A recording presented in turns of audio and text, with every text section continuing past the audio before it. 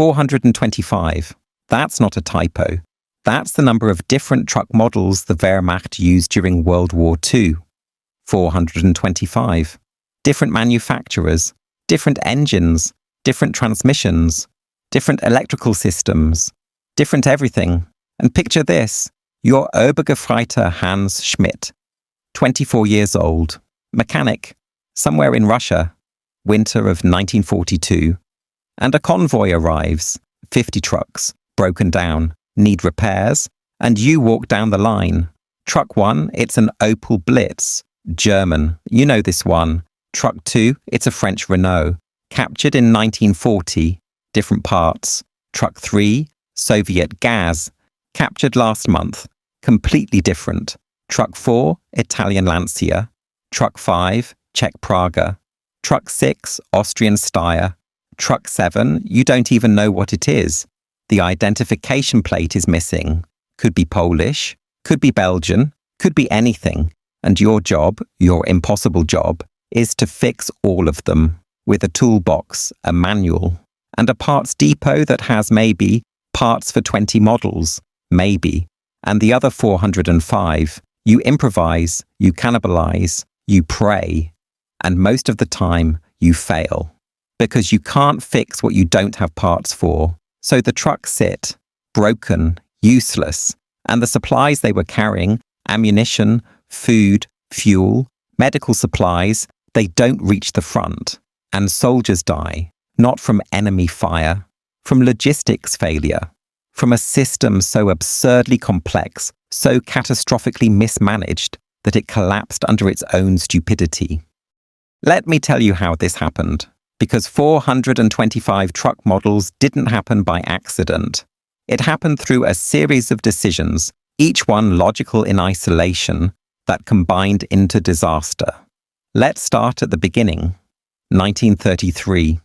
Hitler takes power, and Germany starts rearming, building a military, and the Wehrmacht needs trucks, thousands of trucks, to move supplies, transport troops, support mechanized warfare.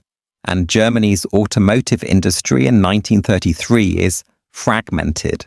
Dozens of manufacturers, Opel, Mercedes-Benz, Ford Germany, MAN, Henschel, Magirus, Borgward, each making different models, different sizes. And the Wehrmacht, instead of standardizing, instead of saying, we'll use 3 models, makes a different decision. They order from everyone. Why? Because Nazi ideology emphasizes German production, German jobs, German industry, can't favor one manufacturer over another. That's politically sensitive. So the Wehrmacht orders trucks from all of them. And by 1939, when the war starts, the Wehrmacht already has roughly 200 different truck models. 200, all German, but all different. Now, here's where it gets worse. 1939 through 1941, Germany conquers Europe, Poland, France, Belgium, Netherlands, Norway, Denmark, Yugoslavia, Greece. And in every conquered country, Germany captures vehicles, thousands of them, French trucks, Polish trucks, Czech trucks, Soviet trucks, British trucks left at Dunkirk. And the Wehrmacht, instead of scrapping them, instead of standardizing, decides these are resources. Use them, put them into service, and suddenly the Wehrmacht's vehicle inventory explodes. 200 German models, plus hundreds of captured models, different fuel systems, different parts, different maintenance requirements. And nobody stops to ask, how are we going to maintain this? How are we going to find parts? How are mechanics supposed to work on vehicles they've never seen before? Those questions, they're not asked, or they're asked and ignored, because the priority is quantity. Get vehicles to the front, figure out maintenance later. Let me tell you about the Battle of France. May through June 1940. Germany invades, and it's a stunning victory. 6 weeks, France surrenders, and Germany captures. Estimates vary, roughly 150,000 vehicles. 150,000, trucks, cars, half-tracks. And the Wehrmacht is ecstatic, says, "Look at all these resources. We can use these, put them into service immediately." And they do. French Renault trucks, Peugeot trucks, Citroën trucks, all pressed into Wehrmacht service, repainted, given German markings, and sent east. And initially, it works, because the trucks are functional, recently maintained by the French. But 6 months later, when parts start breaking, when maintenance is needed, the problems emerge. Because Wehrmacht supply depots don't stock French parts, don't have French manuals, mechanics don't know French systems, and the captured trucks start breaking down, irreparably, and instead of being an asset, they become a liability. Now, let me tell you about standardization, or the lack of it. The United States, when it enters the war, makes a different decision. The US military standardizes, says, "We'll use primarily one truck model, the GMC CCKW 2.5-ton truck, 6x6, and variations of it, and America produces roughly 2.5 million of them. 2.5 million, almost identical, interchangeable parts. Any mechanic can work on any truck. Parts are standardized, stocked everywhere, and the result is reliability. If a truck breaks down, you fix it, quickly, with parts that are available." Germany, by contrast, has 425 models and can't fix anything because parts aren't available, and the maintenance burden is impossible. Here's a specific example. The Opel Blitz, Germany's most common truck, produced roughly 130,000 during the war, and even the Opel Blitz had variations, different engine options, different cargo capacities, different wheelbases. So an Opel Blitz from 1940 might need different parts than an Opel Blitz from 1943. And mechanics, they had to know these variations, had to identify which version they were working on, before they could even attempt repairs. And that's the most common German truck. Now imagine a captured Soviet ZIS-5, or a French Lafley, or a Czech Tatra. Vehicles that mechanics had never seen before, had no manuals for, had no parts for. How do you fix that? Answer, you don't. You cannibalize, take parts from other broken trucks, jury-rig solutions, and hope it works. And most of the time, it doesn't. Let me tell you about Feldwebel Otto Kraus, mechanic, 6th Army, Stalingrad, November 1942. And Kraus, he's in charge of vehicle maintenance for his unit, and his unit has 47 trucks.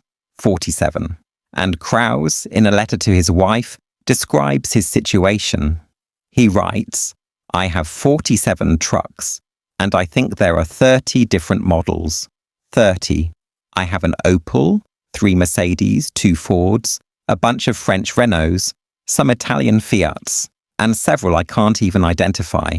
And my parts depot, it has parts for maybe 10 models, the common German ones. Everything else I have to improvise. Last week, a Renault broke down. Transmission failure, I don't have a replacement transmission. Don't even have a manual for that truck. So I tried to adapt a transmission from a different truck. Didn't work. So now the Renault just sits, broken, useless. And the cargo it was carrying, winter coats for the troops, it's sitting in that truck. Can't be unloaded because we have no other truck to transfer it to.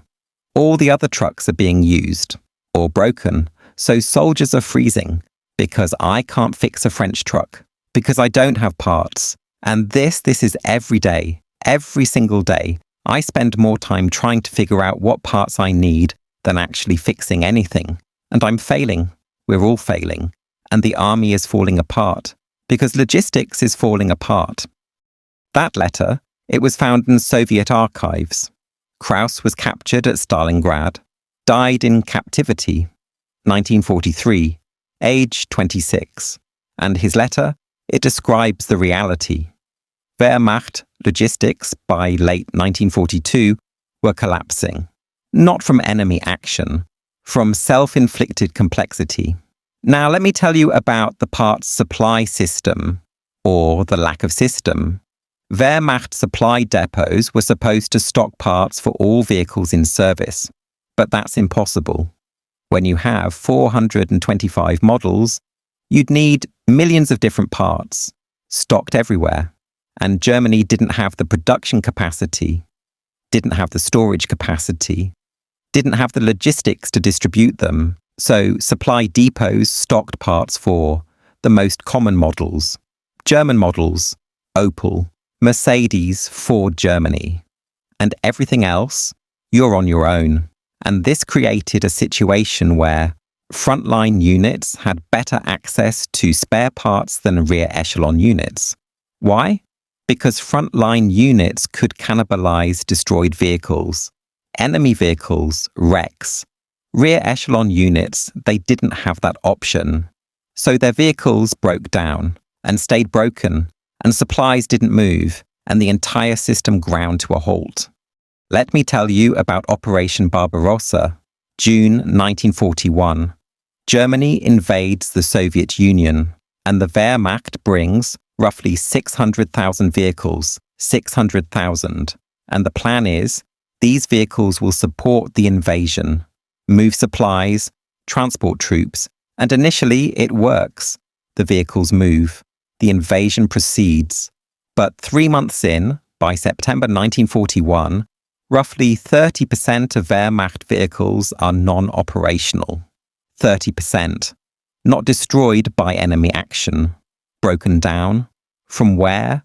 From poor roads, from dust, from lack of maintenance, and parts aren't available.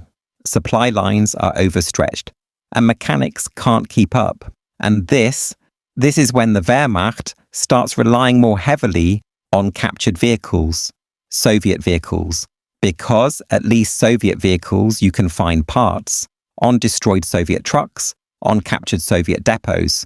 So German units start using more captured equipment than German equipment.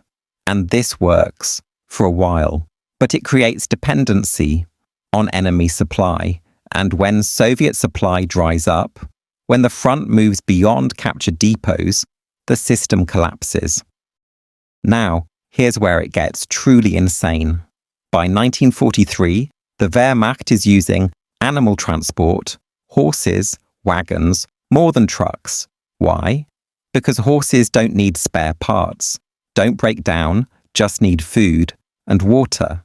And the Wehrmacht, this supposedly mechanized modern army, is moving supplies with horses, like Napoleon, because their truck fleet is unusable. 425 models, no parts, no maintenance capacity, and horses work. That's the irony. Germany's technological sophistication became a liability. And the solution was, go backward, use animals, because at least animals are reliable. Let me tell you about the American perspective, because this is illuminating. American forces, when they captured Wehrmacht supply depots, when they examined German logistics, they were shocked. American after-action reports describe chaos.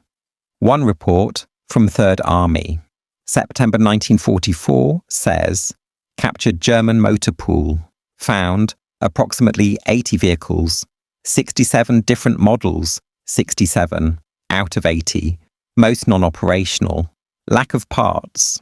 Mechanics told us they spent more time identifying vehicles than repairing them, and parts were unavailable for most models. So vehicles sat for months, waiting for parts that never arrived. This is not a logistics system, this is organizational suicide. That's what American observers concluded, organizational suicide. And they were right. Because by 1944, Wehrmacht logistics were non-functional.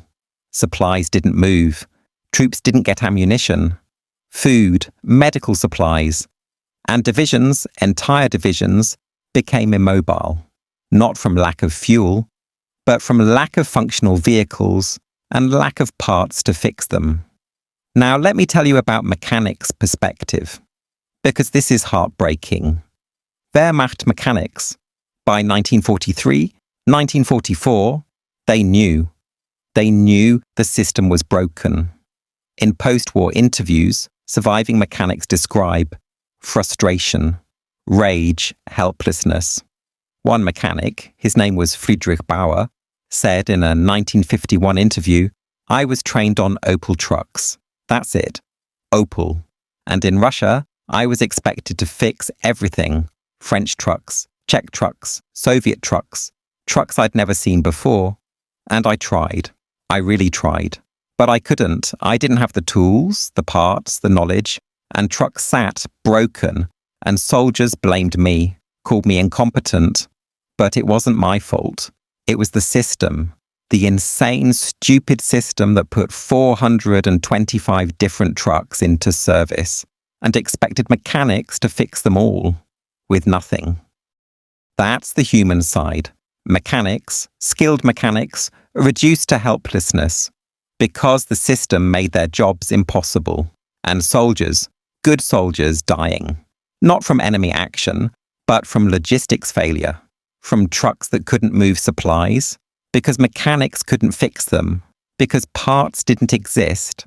Let me tell you about the contrast with Soviet logistics, because this is relevant. The Soviet Union, they also used multiple truck models, American Lend-Lease trucks, Dodge, Studebaker, GMC, plus Soviet trucks, ZIS, GAZ. But the key difference is Soviet logistics were centralized, controlled, and when they received American trucks, they received American spare parts, American manuals, American training. So Soviet mechanics could maintain American trucks effectively. And Soviet production, it focused on standardization. The ZIS-5 truck produced hundreds of thousands, almost identical, interchangeable parts. So Soviet logistics, while not perfect, were functional. Trucks moved, supplies reached the front. Germany, by contrast, had better individual trucks, better engineering, but worse logistics. And in war, logistics beats engineering. Every time. Now, let me tell you about specific failures. Stalingrad. Winter, 1942-43. Sixth Army is surrounded, and the Luftwaffe is attempting an airlift, dropping supplies, but not enough.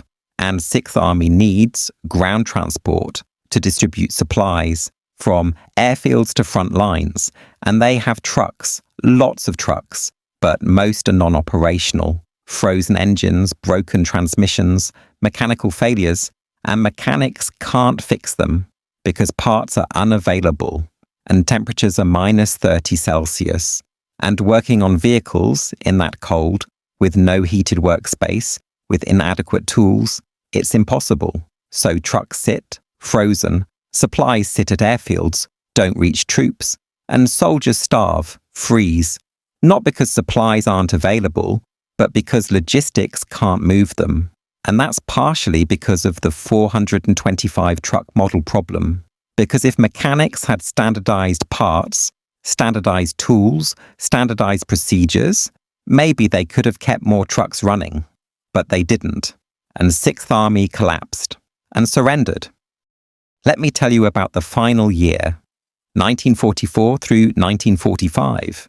Germany is retreating on all fronts, and logistics are critical. Need to move troops, equipment, supplies, fast.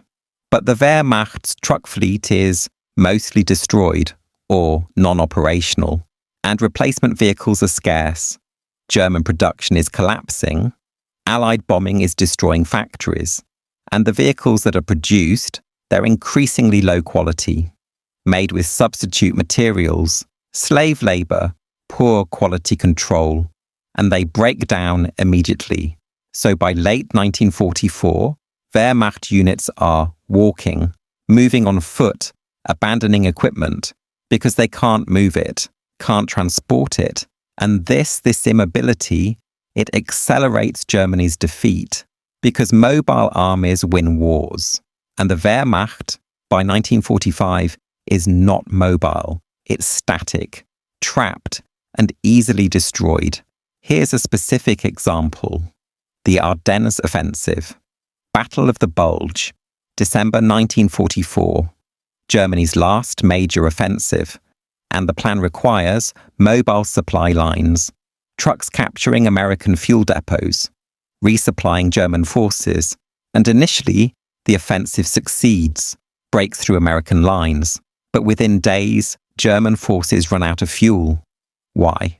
Because their supply trucks broke down, couldn't keep up, couldn't navigate icy roads, couldn't be repaired when they failed, and American supply trucks, by contrast, kept moving. Reliable, standardized, and the Battle of the Bulge fails, not from lack of fighting spirit, not from superior American tactics, but from logistics. German logistics failed, again, and the offensive collapsed. Now, let me tell you about post-war analysis, because after the war, military historians studied Wehrmacht logistics, and they concluded Germany's logistics system was one of the worst in modern military history. Not from lack of resources, Germany had resources, but from lack of organization, lack of standardization, lack of rational planning, and the 425 truck model problem, it became a case study in how not to manage logistics. Modern militaries study it as a warning of what happens when you prioritize political considerations, ideology, short-term thinking over practical logistics. Let me tell you about the American system. For comparison, the US military during World War II produces roughly 3 million trucks, 3 million, but primarily one model, GMC CKPW, and variations. And this standardization creates efficiency. Any mechanic can work on any truck. Parts are interchangeable. Training is standardized, and maintenance is simple. And the result is American trucks work reliably throughout the war. And American logistics, they're the best in the world because simplicity works, standardization works, and complexity, like Germany's 425 model system, fails. Here's the broader lesson. Technology doesn't win wars. Logistics wins wars. And logistics requires simplicity, standardization, reliability. Germany had better engineers than America, better individual vehicles, better tanks, better aircraft, but worse logistics. And they lost because their tanks ran out of fuel, their aircraft ran out of parts, and their trucks, their 425 different truck models, couldn't move supplies, and soldiers died, not from enemy fire, but from logistics failure, from a system so absurdly complex that it defeated itself. Let me bring this back to Hans Schmidt, the mechanic, 24 years old, standing in front of 50 broken trucks, 30 different models, with a toolbox and no parts. And his job, his impossible job, is to fix them. And he can't. Nobody could. Because the system made it impossible. And Hans Schmidt, like millions of other Wehrmacht soldiers, mechanics, drivers, supply personnel, they did their best, worked hard, tried to make it work. But the system defeated them. Not the enemy. The system. Germany's own system. 425 truck models. And mechanics who couldn't find replacement parts. That's the story. Not about tanks, not about battles, but about trucks and parts and logistics and how Germany lost the war in motor pools, in supply depots, in maintenance bays, where mechanics stood, helpless, watching vehicles break down and knowing they couldn't fix them because the parts didn't exist, or were on the other side of Europe, or were for a different model. And the war, the entire war, ground to a halt, not from lack of courage, but from lack of logistics, from 425 truck models, and the catastrophic stupidity of never standardizing them.